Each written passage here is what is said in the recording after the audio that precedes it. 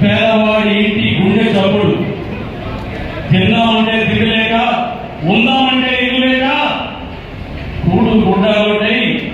ఆంధ్రప్రదేశ్ రాష్ట్రం, ఉమ్మడి ఆంధ్రప్రదేశ్ రాష్ట్రం అలోలక్షణాలను ఏడుస్తున్న పరిస్థితుల్లో సినిమా రంగం చేత ప్రజలను చైతన్యవంతం చేసి రాముడు అంటే ఎట్లుంటాడు, కృష్ణుడు అంటే ఎట్లుంటాడు, దేవుడు అంటే ఎట్లుంటాడు, ప్రజా సేవకుడు అంటే ఎట్లుంటాడు అని చెప్పిన మహోన్నతమైన వ్యక్తి ఎవరు?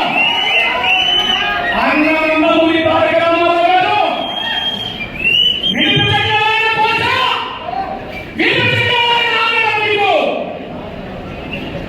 ఎంతో మంది మహానుభావులు వీరందరూ కూడా పరిపూర్ణమైన వ్యక్తిత్వం కలిగి పరిపూర్ణమైన సమాజంలో 10 మందికి అవకాశం కల్పిస్తున్న వాడు మీరందరూ. మరి దేశ విదేశాల్లో ఉన్నతమైన స్థాయి నుంచి ఎన్ఆర్ఐ మొదలు రవికుమార్ గారు కానీ, రోషన్ కుమార్ గారు కానీ, నేను పుట్టిన దేశంలో, నేను పుట్టిన రాష్ట్రంలో నన్ను పెంచిన నా ఊరికి నేనేదో చెయ్యాలంటే మీరేం చేస్తారు?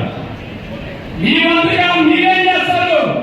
మీరందరూ ఒక వ్యక్తి కాదు, ఒక ఓటు కాదు, ఒక ప్రపంచం, ఒక విప్లవం, ఒక ఉద్యమం. ఆనాడు బ్రిటిష్ వాళ్ళు దేశాన్ని పరిపాలిస్తే మహాత్మా గాంధీ వచ్చి శాంతియుతంగా ఎంతో మంది విప్లవకారులు వచ్చి విద్వేషంతో రగులుతున్న ఆవేదనని కట్టాలెందుకుంటూ ముందుకు వచ్చారు. మరి ఈ రోజు గాంధీ గారు వస్తే చాలు, అక్కడ ఆంధ్రప్రదేశ్ రాష్ట్రం రాక్షస కాలంలో హస్తాలలో మైకంలో పడిపోయింది. ఆ ప్రజానీకం మొత్తం మైకంలో ఉన్నారు.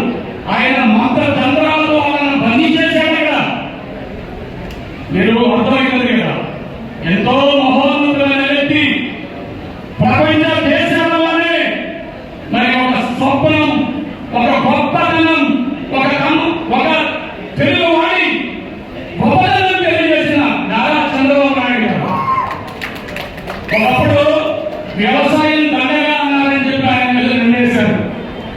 వ్యవసాయం దండగా లేదండి. ఆయన ప్రతి రైతు కుటుంబంలో వాడు వ్యవసాయానికి గిట్టుబాటు ఇచ్చినా ఇవ్వకపోయినా, ఆయనకి రుణాలు ఇచ్చినా ఇవ్వకపోయినా వ్యవసాయం చేసి 10 మంది బతికించాడు. కానీ ఇంతమంది ఈ తెలుగుదేశం పార్టీని అభిమానించే తెలుగు వాళ్ళకు నేను ఏదో చేయాలనే ఉద్దేశంతో ఆయన హైటెక్ సిటీని, ఒక సాఫ్ట్వేర్ కంపెనీని తీసుకొచ్చి మరి ఉమ్మడి ఆంధ్రప్రదేశ్ లోని హైదరాబాద్ నగరాన్ని అభివృద్ధి చేశాడే. మరి అలాంటి మహోన్నతమైన